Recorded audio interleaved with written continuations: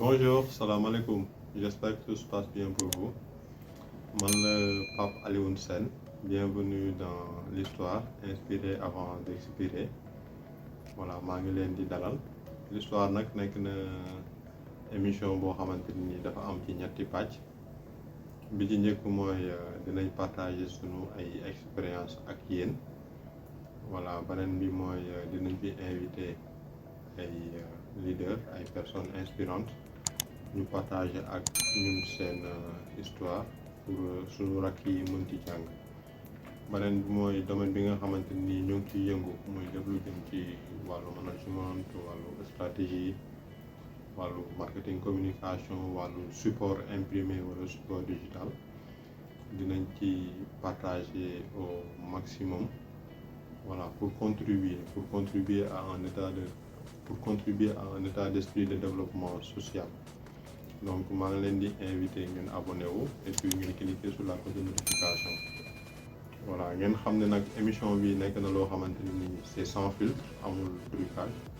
Voilà, on se lance et puis on s'améliore au fur et à mesure. Voilà, on n'a pas aussi un temps de préparation infini. Donc ça peut nous arriver de faire des erreurs de communication. Mais ngeen baal ñu ko te ngeen xam ne li ci gën a am solo mooy dinañ jéem a partager ak yéen. Voilà, le maximum de contenu positif. Donc maa ngi leen di invité à ce que bu ngeen amee ay envie ay suggestions wala ay sujets yoo xamante ne nii bëgg ngeen ñu waxtaanee ko ngeen bindal ñu ko en commentaire dinañ ci ñëw ci façon bu gën a leer incha allah.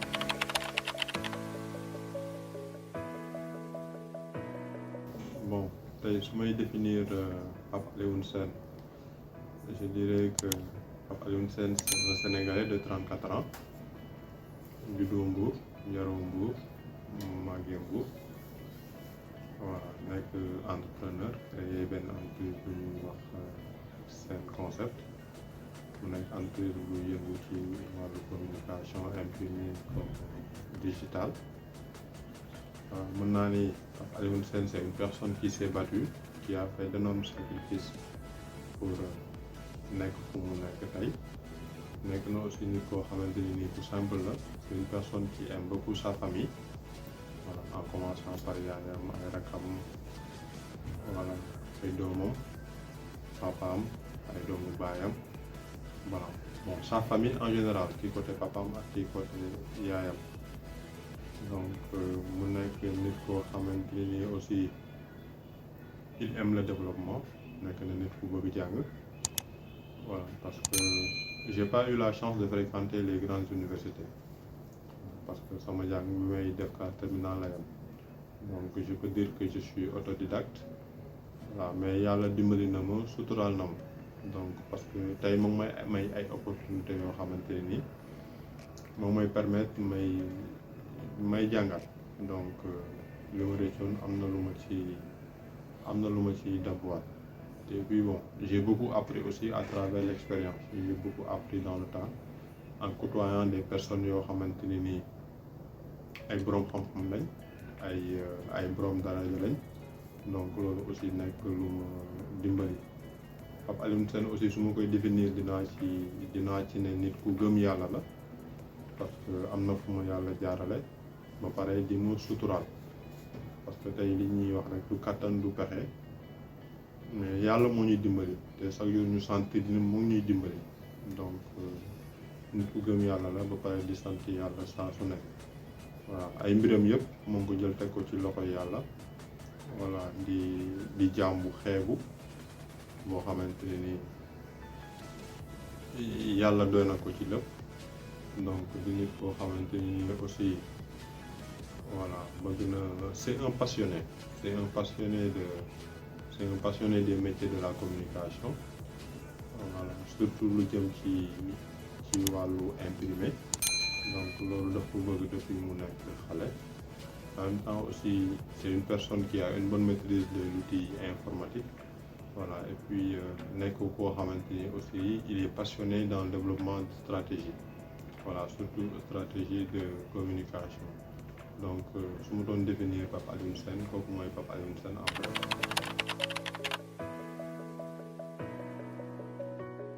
Pour parler du parcours de Pape Alioune Sène, Je dirais déjà que je suis autodidacte. J'ai découvert l'informatique en 2002, maa ngi def 5e 6e à l'école. En même temps aussi ñu doon fréquenter benn cyber bu nekk Mbour.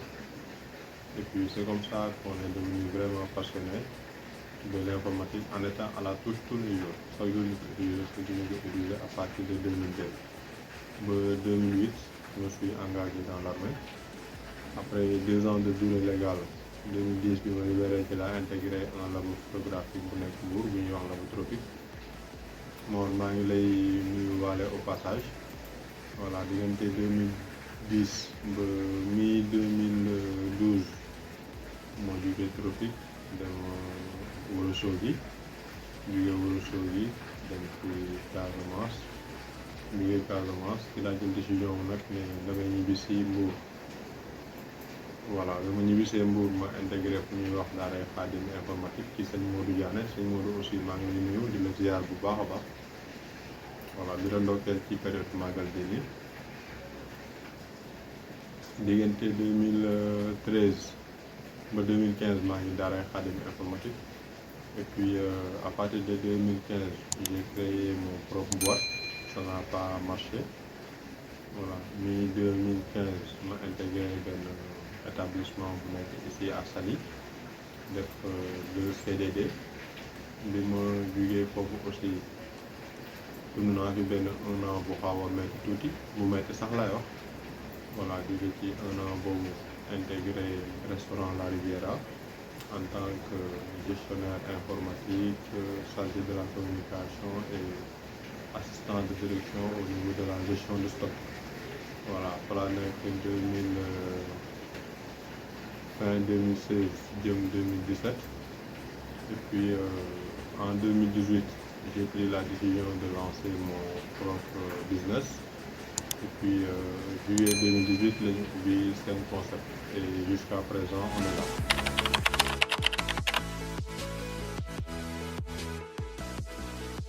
Bon, je dirais que j'ai vécu beaucoup d'événements qui m'ont marqué parce que je suis un peu sensible quand même.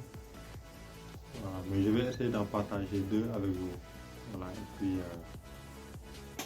2 yi c'est 2 fortes décisions, voilà, qui ont été prises à mes débuts. Bi ci njëkk c'était entre 2010 2011. J'étais encore très jeune. Voilà, et puis j'étais dans un labo photographique. Jamono boobu dafa fekk labo bi nekk en phase de transition. Ñu doon jógee système analogique doon dem système numérique. Comme j'avais déjà une bonne maîtrise de l'outil informatique, bi may dugg foofu dama ko dugg en tant que caissier. Mais bi ma defee 2 semaines, voilà, le propriétaire il a dit que il a vu que j'avais une bonne touche. Donc il m'a intégré dans son système. Voilà, et puis au fur et à mesure bu indiens yi ak chinois yi doon ñëw di installer machine yi, ils préféraient rester avec moi la nuit parce que j'avais une bonne maîtrise de l'outil informatique quand même. Donc dañ ma doon wax installer nangam xamam. S'il avait un problème de réseau, j'avais une très bonne compréhension des réseaux. Donc mën naa leen apporter sama benn valeur ajoutée. Donc ça m'a permis d'avoir une bonne maîtrise sur l'ensemble de leur système. Donc comme ça, tabaski jot, voilà, et puis on m'a appelé au téléphone pour me dire que ni concours gendarmerie ubbi na, tu dois passer les épreuves physiques. Te boobu mu ngi tombé période tabaski. Te labo bi généralement tabaski lay gën a def chiffre d'affaires. Généralement tabaski sax dañuy ubbi bu tabaski ci ngoon jotee la ñuy ubbi 7 jours après buntu labo bi du wàcc guddi ak bëccëg.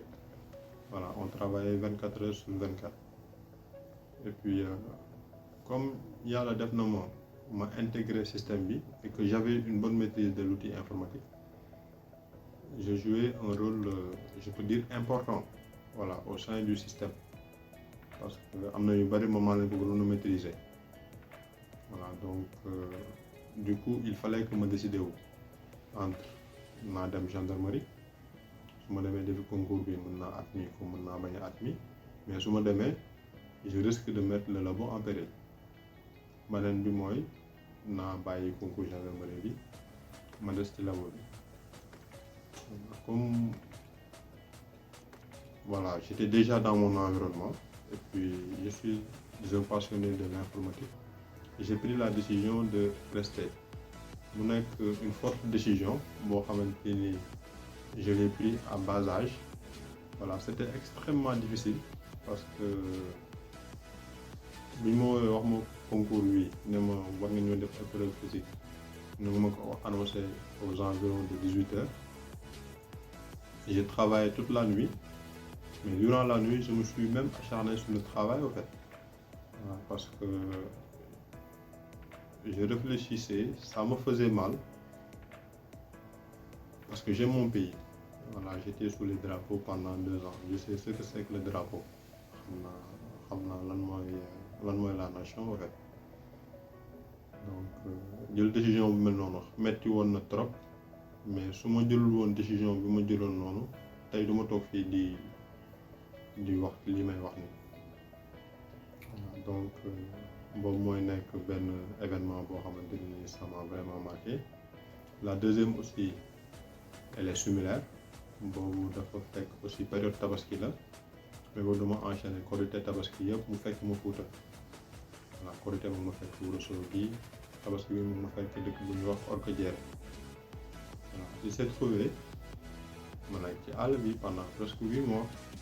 Sama papa woo ma téléphone jour tabaski ay 11h midi. bu ma woowee ma ne ko allo, mu ne ma allo oui ça va noo def yaa ngi ci jàmm, ma ne ko bien maa ngi ci jàmm. benn wax rek la ma wax ne ma yow foo mën a nekk ba tabaski jot loolu ñu bisi sa morom yëpp ngi ñibbi yow yaa ngi ci àll bi toog coupé téléphone am. Mais loolu c'est voilà, c'est des mots qui m'ont marqué au fait, parce que je savais que paa bi il a raison. Voilà, man j'avais mes raisons, je ne pouvais pas les expliquer. te sama papa nekk na koo xamante ne nii dafa am doole ci sama kaw en fait, parce que dama ko porter respect boo xamante ne nii mën naa ne porter ma ko kenn ci àdduna, parce que moom moo ma yar te il m'a inculqué des valeurs yoo xamante ne nii c'est incommensurable. Parce que déjà bu ñu gisee en temps normal suñu wax bariwul, voilà, mais c'est la personne que je respecte le plus dans ce monde. Voilà, moom laa gën a respecté ci sama àdduna, parce que li mu def ci man daal c'est voilà, c'est extrêmement profond en fait. Voilà, c'est extrêmement profond. Donc bi ma waxee wax boobu je peux dire que ni ça m'a excessivement touché.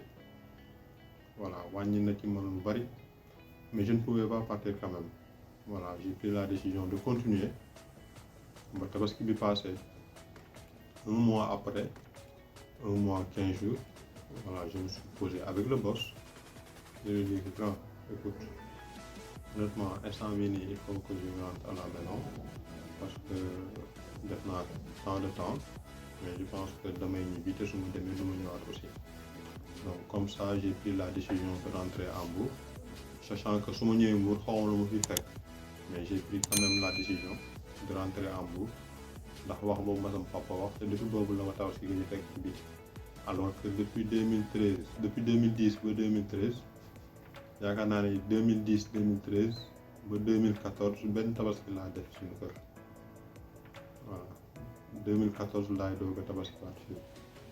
Donc boobu aussi nekk na une forte décision boo xamante ni nii ça m'a permis de devenir la personne que je suis aujourd'hui, te su ma jëlul woon décision boobu du am.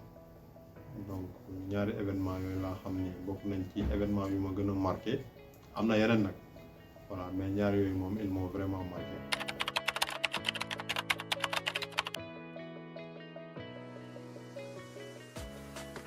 Comme tout entrepreneur, j'ai eu plusieurs déclics dans ma vie. Voilà, je peux dire que ni bi ma ci njëkk a gën a marqué nga xamante ni moo ci njëkk, ça s'est produit après ma jógee ci àll bi jël décision mu ñibbi si Mbour. Bon, au début c'était pas facile.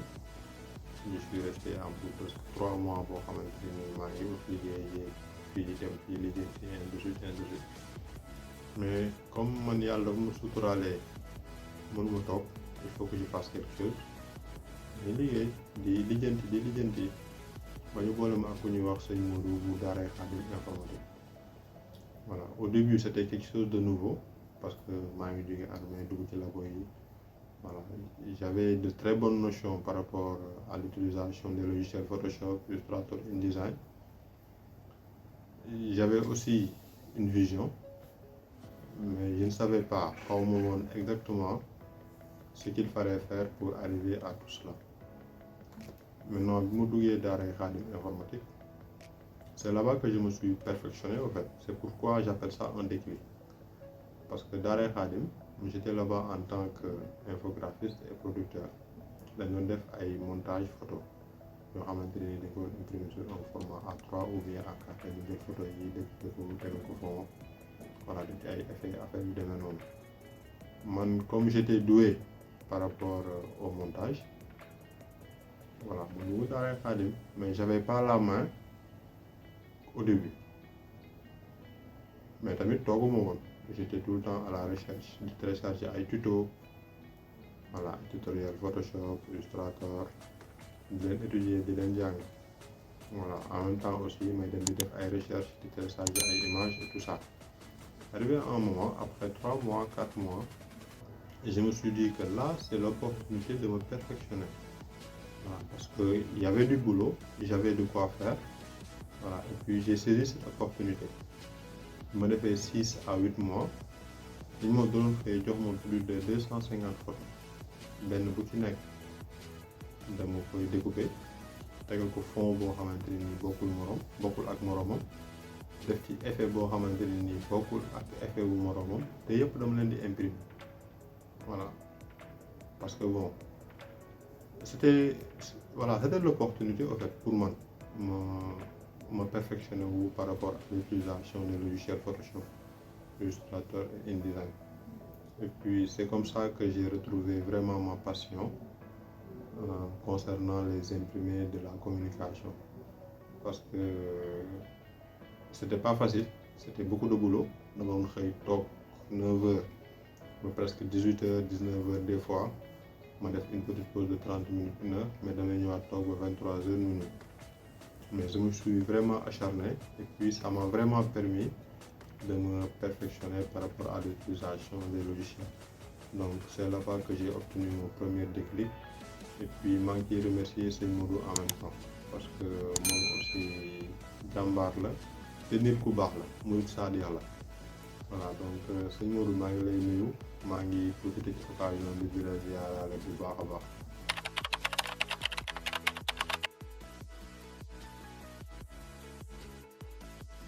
tey pour ma wax sur les imprimés de la communication dama ci sawar parce que c'est déjà ma passion, je les adore beaucoup. Juste le fait que ma dégg machine yi di tourner rek voilà loolu ça me fait énormément plaisir en fait loolu ci sama xol lay dugg. Donc c'est quelque chose que j'adore, c'est quelque chose que j'aime beaucoup. Voilà, et puis comme je l'ai dit tantôt, bi may nekk Daaray Xaadim informatique, c'est là-bas que j'ai obtenu mon premier déclic. Voilà, je produisais beaucoup même. Voilà, mais là-bas on était beaucoup plus axé sur les imprimés de la photographie. Ils doon imprimer puis pour photographie lay doon. Et j'avais une autre vision en fait, par rapport aux imprimés de la communication dans le vrai sens des mots, imprimés de la communication. Voilà, tout en faisant référence à carte de visite, affiche, flyer, dépliant, plaquettes et autres.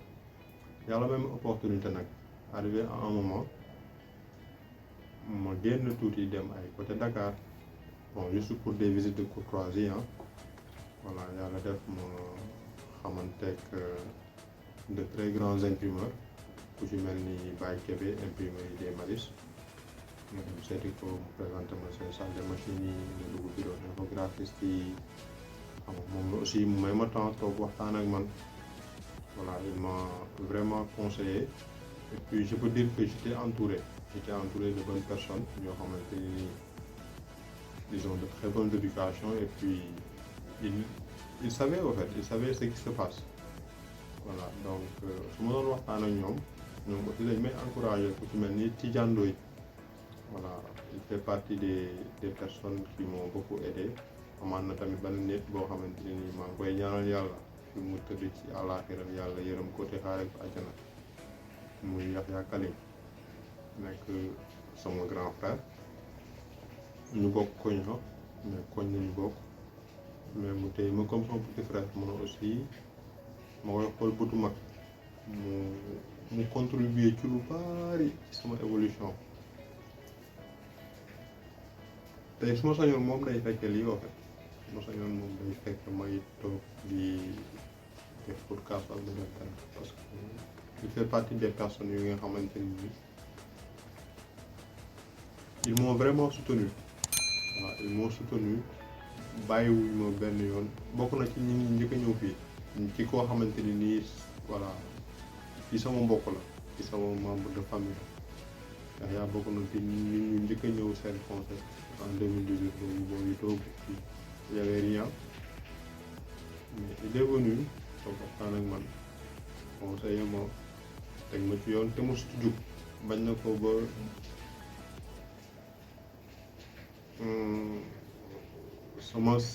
sama bari na këyit yu bari maanaam nit la koo xamante ni daal mu dugg ci dara te waxtaanuma ci ak moom en fait donc mënuma waxtaan ci moom mais maa ngi koy ñaanal yàlla na ko yàlla yërëm te xaare ko jana donc ma am vision boobu dans les imprimés de la communication yàlla di ma jàppale may nekk toujours à la recherche di découvrir ay choses di découvrir ma am opportunité wu aussi dugg ci vrai marché imprimerie de la communication en 2017 au niveau de la Riviera voilà donc dinaa am occasion wu gën ci ñëwaat parce que temps bi moo ñu ko permettre tey mais dinañ ci gën a waxtaanaat mais li ma ci mën a wax daal ci lu gàtt mooy ñu xam ne c'est quelque chose qui me passionne et puis ça fait partie des supports stratégiques incontournables parce que ça touche